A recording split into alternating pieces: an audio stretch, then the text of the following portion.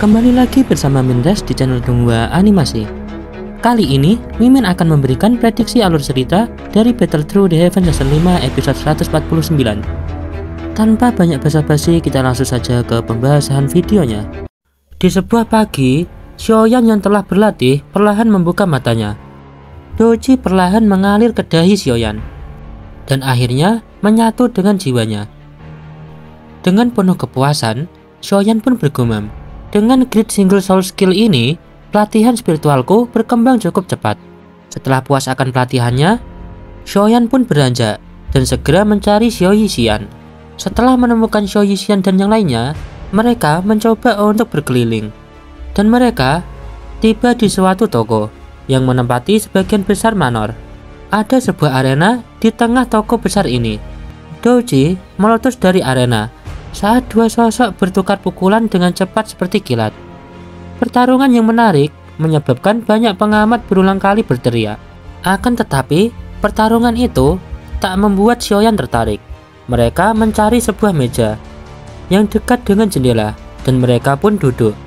Dan juga mereka merasakan cukup banyak orang dengan kekuatan besar. Segera, seorang pelayan pun menyajikan minuman bagi mereka. Setelah minuman disajikan, Xiaoyan mengamati pertarungan dan segera bertanya kepada Xiao Yixian, "Apa kau sudah menanyakan tentang beberapa informasi yang berhubungan dengan tentara hitam?" Xiao Yixian pun mengangguk. Ia menjawab, "Status tentara hitam cukup tinggi dalam klanku karena persyaratan seleksi yang keras diberlakukan. Tidak hanya mereka harus benar-benar setia pada klanku, mereka juga harus mencapai level tertentu pada usia tertentu. Dikabarkan bahwa tentara hitam diuji setiap tahun. Mereka yang gagal memenuhi persyaratan tes akan dikeluarkan. Oleh karena itu, kualitas tentara hitam cukup tinggi." Xiaoyan pun mengangguk mendengar ini. Di sisi Tianhuo Zunze, ia juga mengungkapkan beberapa informasi. Ia berkata, tentara hitam memiliki pembagian pangkat yang sangat ketat. Ada 8 komandan besar. Ling Chuan dan komandan kelima termasuk di antara orang-orang ini. Namun, Ling Chuan itu peringkat ke-7. Mendengar penjelasan itu, Xiaoyan pun bergumam, Ling Chuan hanya peringkat ke-7 ya? Ling Chuan memiliki kekuatan bintang 1 dusun, sedangkan komandan kelima memiliki kekuatan bintang 3 dusun. Lalu, apakah komandan pertama dari tentara hitam memiliki kekuatan 6 bintang atau lebih tinggi? Di sisi Xiao Yixian, ia tertawa dan berkata, "Saat ini, kau sangat tidak disukai di mata para jenius muda dari klanku ini. Beberapa dari mereka bahkan memandangmu sebagai saingan cinta. Aku pikir itu membuatmu cukup frustasi." Atas ucapan Xiao Yixian, Xiaoyan pun bertanya, "Seharusnya tidak banyak anggota klanku yang mengetahui hubungan antara Sun Er dan aku, kan?" Xiao Yixian pun tertawa lagi, dan ia berkata, "Memang beberapa waktu yang lalu tidak banyak yang tahu. Namun, menurut informasi yang telah kukumpulkan, masalah ini diketahui oleh semua orang karena Sun Er secara pribadi telah mengakui hubungan antara kalian berdua." Saat pertemuan sesepuh, Xiaoyan tercengang mengetahui hal ini. Ia pun tertawa dan berkata, "Gadis ini, dia sangat berani. Namun jika itu yang ia katakan, biarlah. Masalah ini akhirnya akan terungkap. Adapun para jenius dari klanku, mereka bisa melakukan apa yang mereka suka. Lagipula, sejak awal, aku telah menyadari bahwa aku tidak akan menemukan banyak kedamaian di alamku ini." Xiao Yixian segera berkata lagi, "Di antara 8 komandan, lebih dari setengah dari mereka memandangmu sebagai saingan cinta yang menimbulkan ancaman besar. Jika kamu bertemu mereka, mereka pasti akan menemukan alasan untuk mengajakmu sparring. Tentu saja, menurutku orang yang menjadi ancaman terbesar bukanlah orang-orang ini. Sebaliknya, itu akan menjadi 4 jenderal besar." Xiaoyan terkejut mendengar itu dan bertanya, "Apa? 4 jenderal besar?" Xiao Yixian pun menjelaskan, 4 jenderal ini adalah jenis tertinggi di alamku. Berdasarkan potensi mereka, mereka akan menjadi anggota inti sebenarnya dari klanku di masa depan. Namun di sisi lain, 2 tatapan tengah mengawasi mereka. Seorang pemuda berjubah hijau pun berkata, "Itukah Xiaoyan?" Sosok di sampingnya yang ternyata Ling Chuan, ia pun menjawab, "Benar kakak ketiga, dialah Xiaoyan yang telah disebut-sebut oleh nona muda. Namanya sangat terkenal di Central Bench. Tapi, meski sudah berada di dalam klan kita, kesombongannya masih sama. Mendengar itu, dengan tatapan serius, pemuda berjubah hijau pun berkata, "Ini bukan Central Plains. Meskipun kami tak berhasil menarik perhatian nona muda, orang sepertinya juga tak pantas mendapatkannya." Setelah mengatakan itu, komandan kelima pun menyelah. "Lebih baik jangan bertindak sembrono. Mereka adalah tamu." Pria berjubah hijau pun menjawab, "Tenang saja, semuanya akan dilakukan sesuai aturan." Sesaat setelah itu, suara lonceng pun bergema, menandakan pertarungan di arena mencapai akhirnya. Tak lama kemudian, suara nyaring terdengar. Seorang pria melompat ke atas arena. Ia berteriak keras. Pertarungan selanjutnya, komandan ketiga dari tentara hitam, Yang Hao, melawan juara pil gathering, Xiaoyan. Mendengarkan pengumuman itu, wajah Xiaoyan pun berubah menjadi serius. Ia menyadari dirinya baru saja dijebak. Di sisi kelompok Xiao Yixian, mereka saling berpandangan, terkejut atas pengumuman itu. Salah satu dari mereka pun bergumam, masalah datang lebih cepat dari dugaan. Sesaat kemudian, Xiaoyan pun berkata, "Baguslah, aku tak menyukai urusan yang berlarut." Setelah mengatakan itu, ia pun menoleh. Tatapannya yang tajam langsung mengarah kepada pria berpakaian hijau. Yang Hao, komandan ketiga, menyambutnya dengan senyuman santai. Ia pun bergumam, "Indramu tajam juga," ucap Yang Hao sambil melangkah maju ke atas arena. Ia melanjutkan, "Sudah lama ku dengar nama Tuan Xiaoyan. Ingin rasanya belajar langsung darimu hari ini." Mendengar ucapan Yang Hao, tatapan seluruh orang tertuju pada Xiaoyan. Desas-desus menyebar cepat di antara kerumunan. Itukah Xiaoyan, juara pil gathering? Masih begitu muda, tapi sudah mencapai tingkat alkemis kelas 8. Gurunya Yao Chen bukan? Ia seorang banseng. Tak heran muridnya sehebat itu. Xiaoyan berdiri dan mengangguk. Ia berkata, "Jika komandan ketiga menghendaki, aku tak punya alasan untuk menolak." Yang Hao mengangkat alisnya, tak menduga sang juara akan menerima tantangan secepat itu. Ia membungkuk sopan. Xiao Yixian yang khawatir, ia pun berkata Xiaoyan untuk berhati-hati. Tanpa basa-basi, Yang Hao melangkah maju. Douji meledak dari tubuhnya, menimbulkan tekanan luar biasa. Udara di sekelilingnya bergetar hebat. Ia menyerbu ke depan. Cakarannya menyapu tajam, membelah udara dan menciptakan retakan-retakan ruang. Namun, Xiaoyan melangkah ringan. Tubuhnya bergerak lincah seperti bayangan. Dalam radius 3 langkah, ia menghindari semua serangan dengan keagungan seorang ahli sejati. Menghadapi kelincahan Xiaoyan, Yang Hao pun berkata, "Bagus. Sekarang coba rasakan gerakan kaki naga ular." Segera, tubuhnya berubah menjadi bayangan yang sulit dilihat. Siluet naga dan ular muncul di belakangnya. Tekniknya luar biasa, kecepatan dan tekanan meningkat berkali-kali lipat. Ia menerjang dengan cakar yang dilapisi aura jahat dan mengerikan. Xiaoyan tetap tenang. Mata spiritualnya yang tajam mampu menangkap setiap celah serangan. Ia mengayunkan lengan bajunya, menangkis tepat sebelum kekuatan serangan mencapai puncaknya. Serangan demi serangan diluncurkan. Namun Yang Hao mulai menyadari sesuatu yang ganjil. Xiaoyan belum mengerahkan satupun keterampilan Dou. Ia hanya bertahan, menghindar dan menangkis dengan gerakan ringan yang hampir tampak meremehkan. Menghadapi itu, wajah Yang Hao menggelap. Ia segera melompat mundur dan memulai membentuk serangkaian segel tangan yang rumit. Xiaoyan yang mengenali pola itu, ia pun bergumam, "Segel dewa." Sebelum formasi itu sempurna, ia menghilang dari tempatnya. Dalam sekejap, ia muncul di hadapan Yang Hao dan menjadikan jarinya ringan ke pergelangan tangan Yang Hao. Segel itu terputus. Segera, douji di tubuh Yang Hao menjadi kacau. Yang Hao dengan penuh kepanikan pun berpikir, bagaimana dia tahu kelemahan segel itu? Seketika itu pula, udara di sekeliling mendidih. Pilar api menyembur. Magma panas melesat seperti naga api dan menghantam tubuh Yang Hao dengan kekuatan mengerikan. Serangan itu dengan tepat mengenai tubuh Yang Hao. Ia pun memuntahkan darah. Tubuhnya terpental jauh hingga menghantam tiang batu dan roboh di tanah.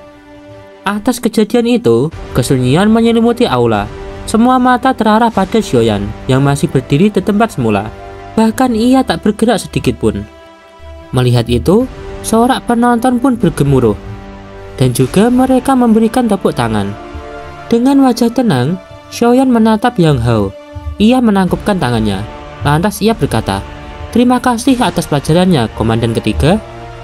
Yang Hao yang baru saja bangkit kembali terbatuk keras. Darah kembali keluar dari mulutnya. Ia menatap Xiaoyan dengan mata terbelalak, penuh rasa tak percaya. Ia komandan ketiga dari pasukan hitam klanku, dikalahkan dalam hitungan menit oleh seorang yang bahkan belum mengeluarkan teknik utamanya. Menyaksikan Yang Hao tergeletak, Ling Chuan dengan tatapan penuh terkejut, ia pun berkata, dia benar-benar kalah. Bocah ini, bagaimana bisa dia sekuat itu? Di sisi komandan kelima, ia pun bergumam. Pantas saja dia menarik perhatian nona muda itu. Kekuatannya hampir setara dengan kakaknya. Ekspresi Ling Chuan kian muram mendengar ucapan itu. Sementara itu, Yang Hao yang terluka parah perlahan memaksa dirinya untuk bangkit. Darah dari sudut mulutnya terus mengalir. Ia dengan tatapan penuh amarah berkata, "Kaparat, aku tidak bisa menerima ini."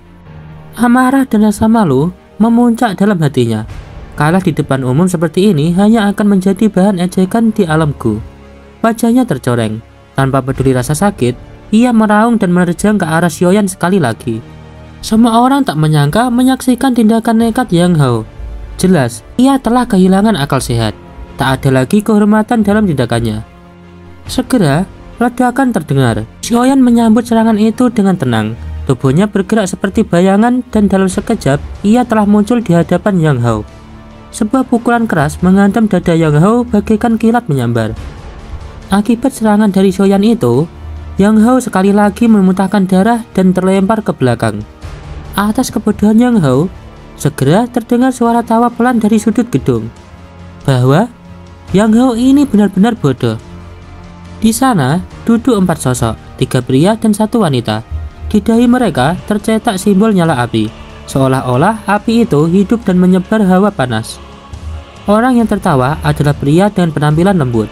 Ia berkata, "Xiaoyan memang hanya seorang dosun bintang 5, tapi dojinya jauh melampaui para kultivator biasa. Ia memiliki api surgawi. Sudah sewajarnya Yang Hao kalah darinya." Di sisi pria parubaya dengan alis tebal di seberangnya menambahkan, "Dan kekuatan jiwanya sangat kuat. Teknik kelincahan sekelas bayangan pun tak berguna di bawah persepsi spiritualnya." Yang Hao terlalu percaya diri. Di sisi pria ketiga, ia menatap wanita di sampingnya dan berkata, "Wuzi, bisa tidak kau berhenti bersikap seolah kami tidak ada?" Sembari menatap Xiaoyan, wanita itu pun berkata, "Aku hanya tertarik pada api langit miliknya." 3 pria itu saling pandang. Namun sebelum mereka sempat bicara lagi, wanita itu menambahkan, "Tempat ini ramai. Sepertinya klanku tidak terlalu ramah terhadap Xiaoyan." Sementara itu, di atas arena, tubuh Yang Hao penuh darah dan napasnya memburu. Dengan mata membelalak, ia kembali melompat ke depan. Namun, sebuah teriakan terdengar, "Yang Hao, kau benar-benar telah mempermalukan klanku." Mendengar itu, seketika tubuh Yang Hao pun terhenti. Seseorang perlahan muncul di hadapan Yang Hao. Melihat itu, Ling Chuan pun berkata, "Kakak kedua?" Sosok itu mengangguk dan menoleh, dan pandangan matanya segera tertuju pada Xiaoyan. Menghadapi tatapan sosok itu, Xiaoyan pun berkata, "Ini hanya sekedar sparring." Pria itu adalah Lin Xiu, seorang dosun bintang 6. Lin Xiu menyipitkan matanya. Ia melompat ke atas arena dan segera berkata, "Komandan kedua dari pasukan tentara hitam, Lin Xiu, karena kau tampaknya suka bertarung, izinkan aku mencobanya." Menghadapi itu, Xiaoyan pun tertawa dan berkata, "Kalau ini cara kalian menyerang bergiliran, sepertinya kalian kekurangan orang." Menghadapi ucapan Xiaoyan, Ling Xiu pun tertawa dan berkata, "Kami tak perlu bergiliran untuk mengalahkanmu." Lin Xiu pun menambahkan, "Xiaoyan, beranikah kau menerima tantangan ini?"